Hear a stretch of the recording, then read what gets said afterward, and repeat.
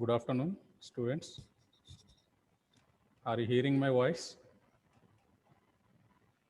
Chinnagaya, Yes, sir. is it clear? Clear, sir. Okay, right.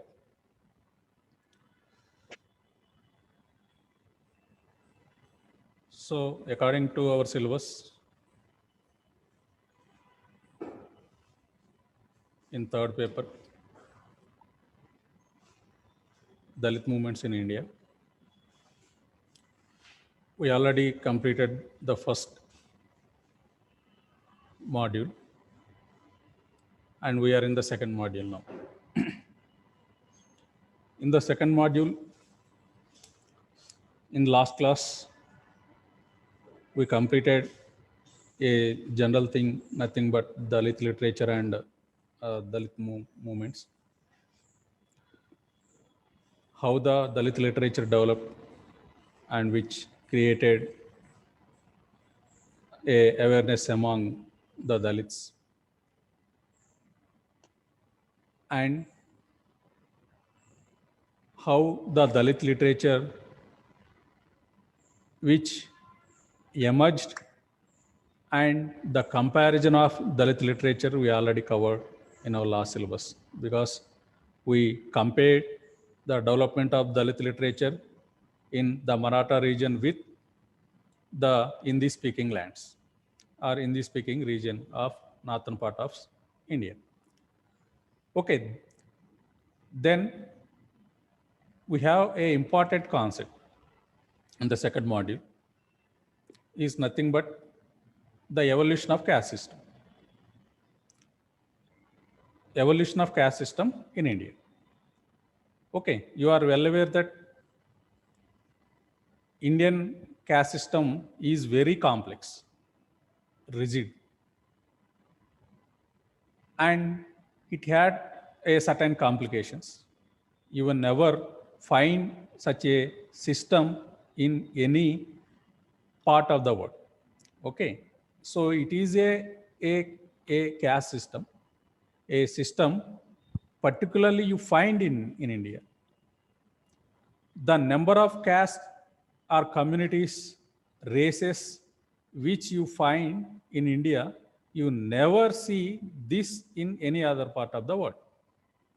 You find the class or caste division in certain adjoining countries of India, like Sri Lanka, you find, Nepali, you find, and other one or two important countries which are adjoining to India, you find a certain part of a class division, but you cannot find a uniqueness of Indian caste system in any other part of the world.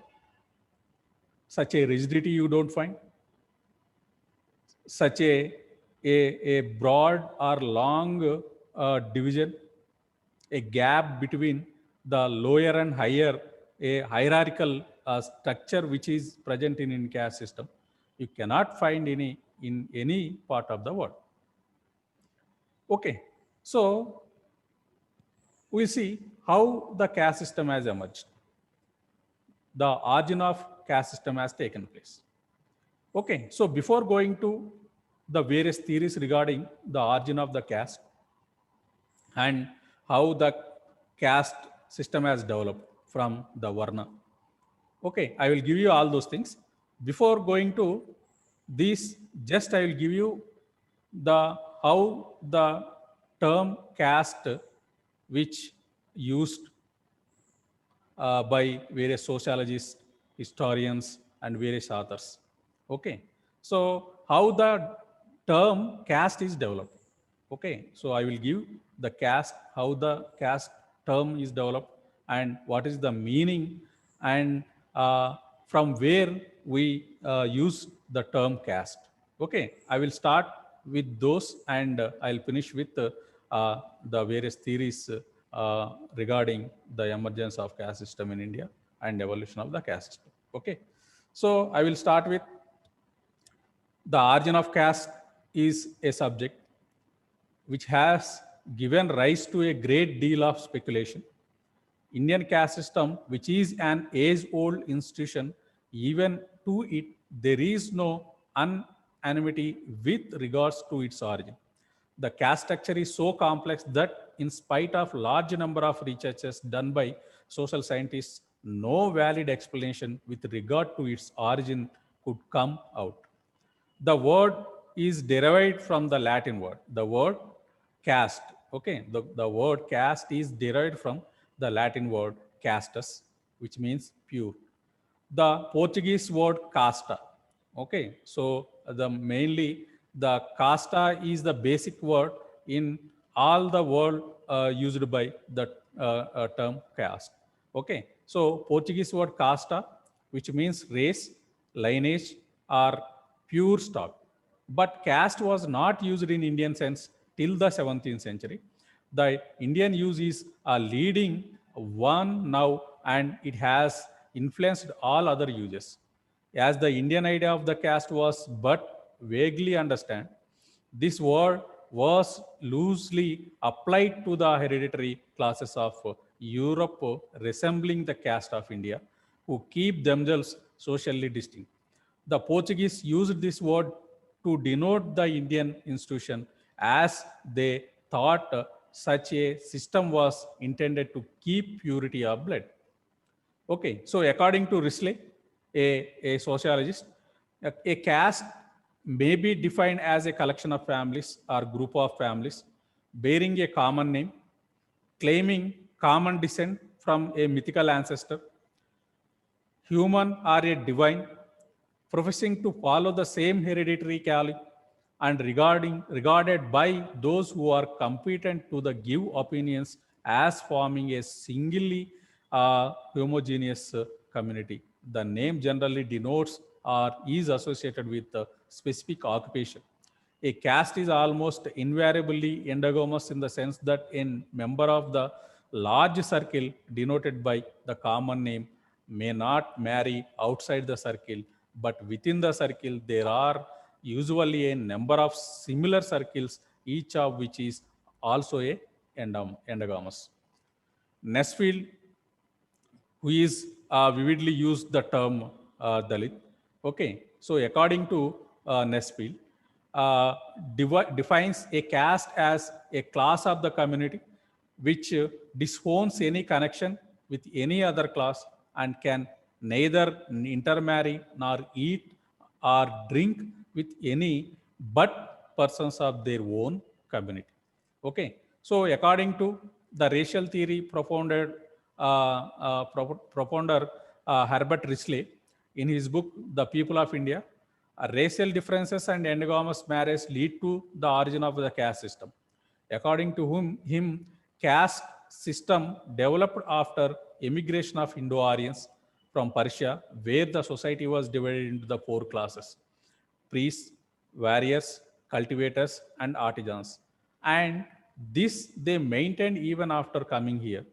They differ from the non-Aryan in culture, racial tracts. So in order to maintain their superior status, they started practicing hypergamy and imposed restriction on the Pratiloma marriages. Okay, so you are already well aware that you find a Alunoma and Pratiloma marriages, particularly in ancient part. Okay, which is also a important source how the caste system has developed and the how the hierarchy has taken place. Okay, so I will give you later what is Pratiloma Anuloma marriages. Okay, so before going to the evolution of caste system or the development of the caste system in Indian community or Indian society, I will give how the caste system has evolved. Is there any reasons or causes behind it? This. Okay. So we'll see what are the important theories behind the development of the caste system within in India. Okay. So I'll give you the theories of origin of the caste system. The caste system on which traditional order of the Hindu society is based is believed to have been of immemorial antiquity. The complex nature of the caste structure is evident from the fact that even after a century, a half of painstaking and meticulous research in the history and function of the social system, we don't we do not possess any conclusive explanation of the circumstances that might have contributed to the formation and development of this unique system in India. As commented by D.N. Mazumdar, there are today as many theories regarding the origin of the caste system as there are writers on the subject. Okay, so according to Census of India, 1931, okay, 1931 census made certain references of the certain theories regarding the origin of the caste system. Okay, among the first one is the divine origin theory. Okay, so according to origin theory, the divine origin may be pointed out that most of the religious authorities, Shastras and Puranas have advocated the divine origin of the caste system. Okay, so the general feeling among the Hindus is that it has been established by order of the god or at least by his wishes, and so it should be religiously followed. As per the Purusukta in Rigveda, the people belong to four main varnas constituting the four body parts of the Purus, the creator. The Brahmin was his mouth, Rajanya Kshatriya was his arm, and the Vaishya was from his thigh, and Sudra sprang from his feet. Okay, so according to Purusukta theory, the origin of the Varna you already aware. Okay, so this is according to the divine origin theory. Okay, so divine origin theory is nothing but it is a creation of the God. Okay, so the people in the society, they are thinking that it is a God's order, so you have to follow. Okay, so God is allowing or permitting Kshatriyas to rule the society and Brahmins to which make the prayers and do the priestlyhood. Okay, likewise, it is the people in the society thinking that the origin of caste system may be a order of the god, we have to follow this. Okay, next one is according to karma and transmigration. Okay, so according to karma and transmigration of the soul. Okay, so you are already aware that karma is nothing but it is based on our attitude. Okay, so according to our activities, the karma may be happen. Okay, so what we are doing in the present generation, which maybe influences our life in our next generation. Okay, so what we are doing in this Janma, which strongly influenced our birth in another Janma. Okay, so we do the good things. You may be in the next Janma, you may be like a human being. Otherwise, you may be born in a form of animal or any other. Okay, so likewise, according to the karma and transmigration of the soul, the the the origin of caste system may be a also a also a also influence the activities of your attitude or your character. Okay, so I will give you about the how this karma and transmigration of the soul leads to our origin of the caste system. Okay, so then there is the theory of karma and transmigration of the soul, which seeks to justify the caste system, the various conditions of men, the highest, the middling, and the lowest are caused by karma. One's status in life is determined by one's action, karma, in past incarnations, in past janma. Okay, so whatever a man enjoys or suffers is a result of his own actions. Okay, his bad actions would bear better fruit. Bitter fruit means better one. Okay. So whether they were done overtly or covertly. So in consequence of many sinful acts committed by one's body, voice, or mind, that individual in the next birth would be become a bird or a beast or be born as a low caste, respectively. Okay. So according to your bad or good things, which designs your next birth in our next janma. Okay, so it is also a one of the theory. And next one is occupational theory. According to occupational theory, which is the theory is propounded by Nesfield.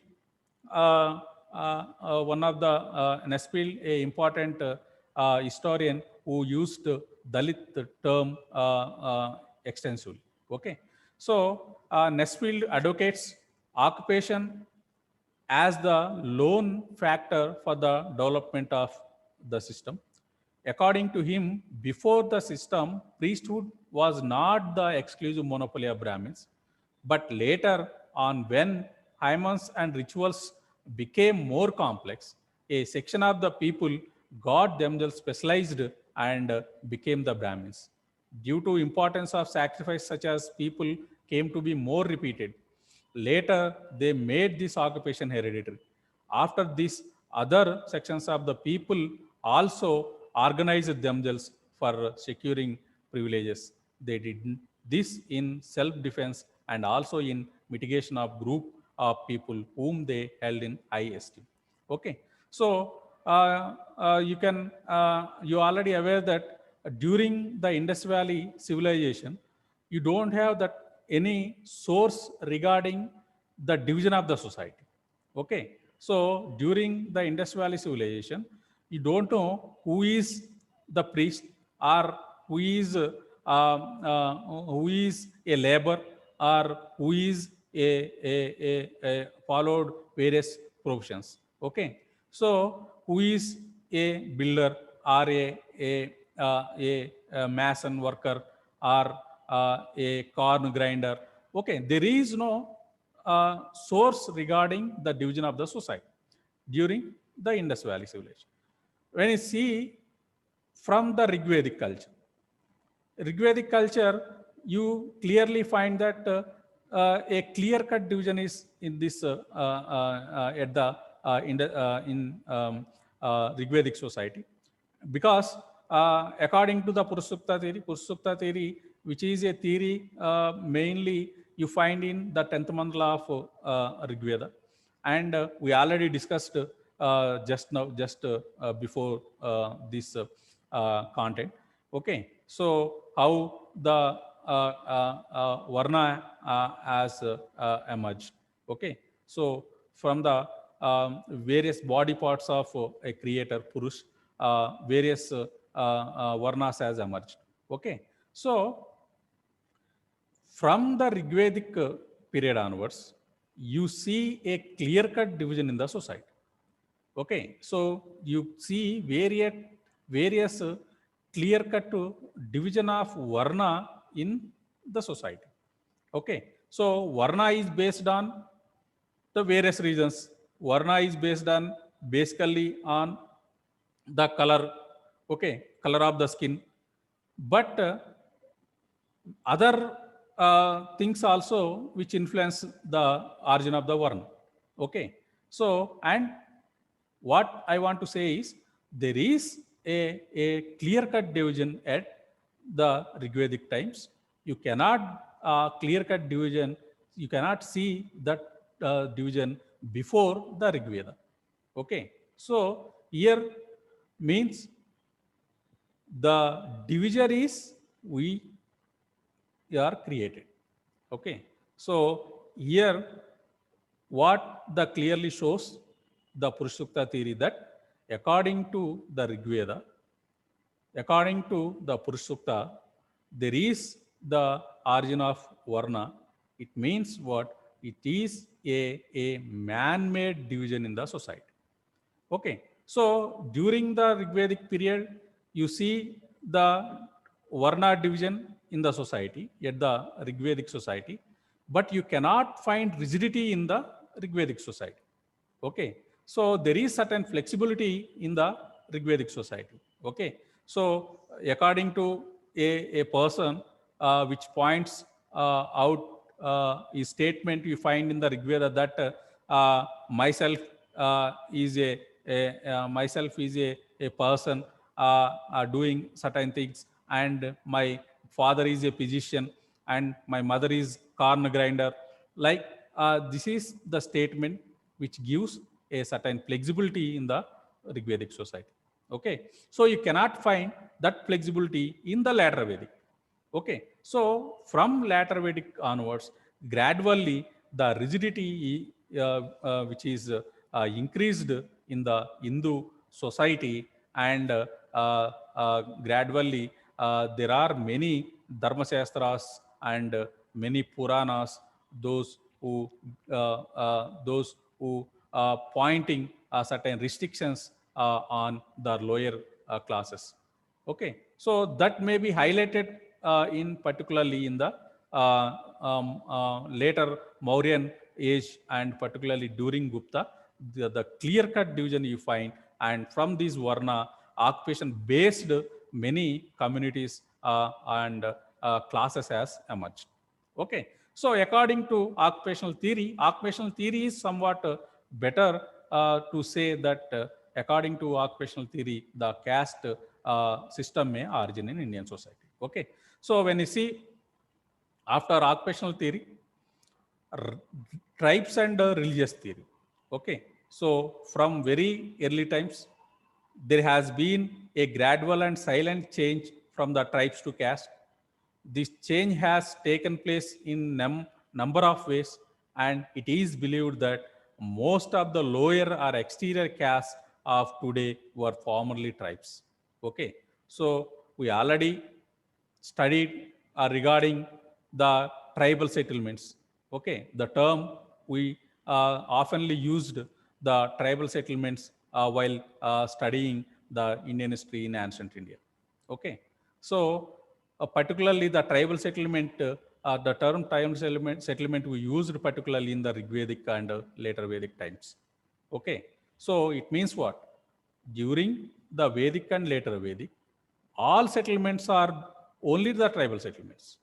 Okay, so we don't find any a clear-cut settlement at Vedic and later Vedic period. Okay, so because you don't find any medium of exchange at Vedic and later Vedic. Okay,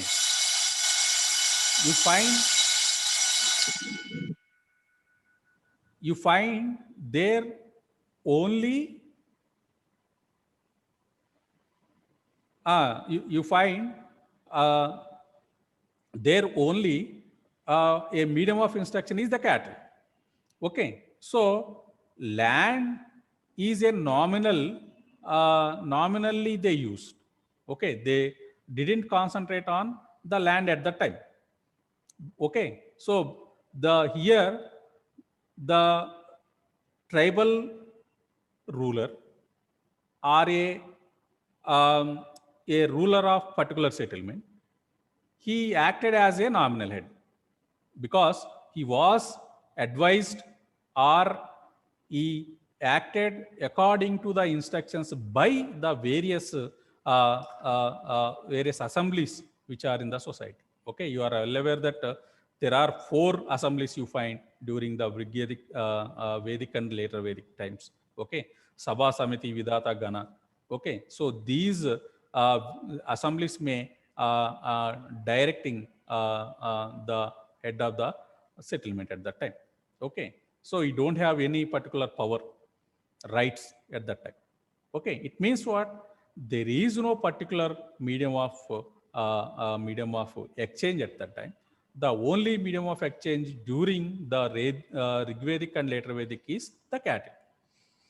Okay, so after concentrating on the land, gradually the system of Mahajanapada has elaborated. Okay, the emerged. Okay, so the Jana is a term used for particular land. The people who are settled in a land is nothing but the Janapada.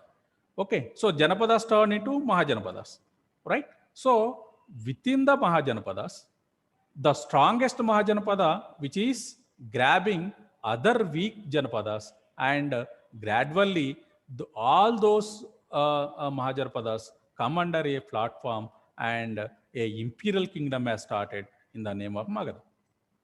Okay, so likewise, during this Vedic and later Vedic, only the tribal settlement you find. Okay, so all are comes under the tribal settlement. No other means you cannot find there, right? Okay, so a whole tribe of above origins, a section thereof become gradually converted to Hinduism without abandoning their tribal designation. Risley mentions the case of the Bhumji of Western Bengal, a pure Dravidian race. A Dravidian race you find in the West Bengal is nothing but Bhumji. Okay, so a Dravidian race who lost their original language and now speak only Bengali. Okay, so they have a separate language earlier. Nowadays, they are forgotten their language and they are only speaking only the Bengali, a general language. Okay, so when you see in Telangana region also, in Anantapur and Rayalaseema region of Andhra Pradesh, you find certain Lambada or Banjara tribe.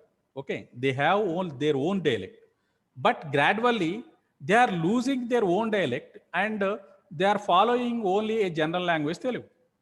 Okay, so likewise here also, according to the tribes and religious theory, maybe the people having a religious activities, they having their own language, their culture, gradually they lose or they forgotten their language or their culture and following only the general language or language or the culture. Okay, so the same thing happened, maybe happened at that time. Okay, so they worship Hindu gods in addition to their own, and more advanced among them employ Brahmins as family priests. They still retain a set of floristic exogamous subdivision closely resembling those of the Mundas and Santals, but they are beginning to forget the totems, and the names themselves will probably soon be abandoned in favor of aristocratic designations. The tribe will then have become a caste and will go on giving up its customs that are likely to betray to its descent. Okay, so after the tribal theory, there is another theory called as the family and marriage. Okay, so according to the theory of family and marriage, this explanation, which is the theory which is given by the Senate, according to him, that the principle of exogamy is the main basis of Indian caste system. In his opinion, caste is the normal development of ancient Aryan institution, which assumed a peculiar form because of the peculiar conditions in India, like prohibition of marriage within one's gotra, pollution by touch with the lower classes, prohibition of intercaste dining. So these are certain features you find according to theory of family and marriage, which is developed by particularly the Aryan race in India. Okay, so he also presumed beginning of caste system in form of Varna division to the Indo-Iranian period because of fourfold division of society in Rigvedic India. Okay, so Risley mentions that invading Aryans displayed a marked antipathy to marriage with persons of alien black race and devised elaborate system of taboo for the prevention of such union, but intermarriage could not altogether be prevented. Okay, so According to this theory, you may remember that there is a centralization theory given by the Max Muller. Okay, so according to centralization theory, these Aryans were basically they are from the Indo-Aryan linguistic race. They gradually migrated towards the Central Asia from the European territories. Then Central Asia to after settling in Central Asia, then they are moving towards the Indian subcontinent from the Persia and Iranian lands. And while coming to India, after coming to India, they find a certain indigenous race which are in Indian territories, nothing but the Indus Valley people. And due to certain disadvantages of the Indus Valley people, this Aryan race, which is strongly with the mentality and certain weapons, they easily defeated the innocent Indian Indus Valley people, and then they also destroyed their settlements. So automatically, these Indus Valley people who gradually migrated from the Indus Valley to the southern part of India. Okay, so on the relics of this Indus Valley, these European Indo-Aryan group who settled in particular region. Okay, so this is a theory which is given by Max Muller, and this theory was supported by many historians. Okay, so when you find the theory, this Rigvedic culture, from the Rigvedic culture, you find certain divisions in the society. Within the division, you also find certain restrictions in the society, and you also find there is a partiality among the lower varnas in the society. Okay, so considering the lower caste system as somewhat polluted from the upper varnas. Okay, so you don't find this feeling of system at the Rigvedic culture, but you clearly find it the later Vedic. Okay, so the rigidity you find in the later Vedic. So from the later Vedic onwards, the rigidity has started. Within the rigidity, there is certain imposing certain restrictions on the lower class people also started. Okay, so these are certain things which are happened particularly in the Indian society in the development of caste system. Okay, so apart from these, you also find another theory, a general theory called as the Anuloma and Pratiloma marriages.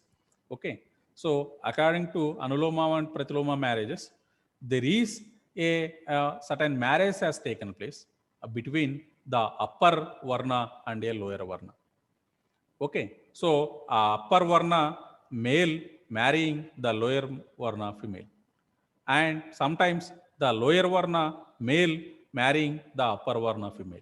Okay, these we call as the Anuloma and Pratiloma marriage. So according to these marriages, the generations which obtained from these marriages were turned into separate communities or caste or class. Okay, so I'll give you one example here. A Brahmin male married with a Sudra female, the obtained generation is nothing but a class or community we call as Nishada. Okay, so likewise, a lower male married with a Brahmin female obtained a generation we call as Chandala. Okay, so a separate community. Likewise, there is a certain caste and communities also developed. The caste system is nothing but the caste system. Okay, so the caste system also developed according to the Anuloma and Pratiloma. Okay, not only this, you can also have another theory, nothing but on the basis of uh, um, occupation, which is particularly we call it as a business divisions. Okay, so I am not getting the word here particularly, but there are certain important business based occupations has emerged in Gupta and later Gupta period. Okay, so Tilapiskas, a separate community or a class started because those are the oil sellers. Okay, so likewise, Lekakas, those are writers. Kayastas, those who are working in a court of a particular rulers. Okay, so likewise, a particular section which follows a particular occupation, that occupation based group turned into a particular community or caste. Okay, so such type of caste system also emerged in India. Okay, so these are the things about various theories regarding origin of the caste system. And tomorrow I will give you the caste system through the ages. Okay, so how the caste system is there in ancient and how it developed in medieval and how it expanded in the modern times. Okay, so it's already 40 minutes, nearly 40 minutes over. So I will continue in the tomorrow class. Okay, so if you have any doubts or queries, anything, you may ask now, right? You may unmute yourself. Chinna Nagaya and Nagaraj.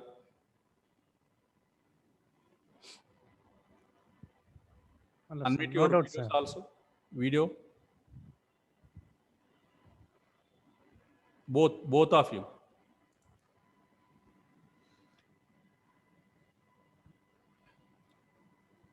Have you any doubt? Chinna Nagaya, Nagaraju. No doubt, sir. Speak out, speak out. If you Sir, no doubt, sir. have no doubt, I will finish my class.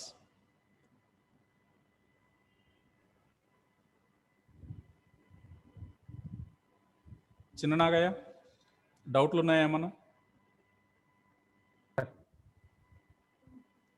ఏం లేవా?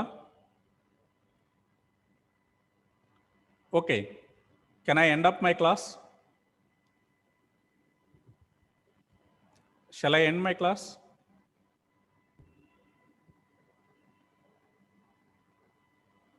Okay, I am not getting any response from you.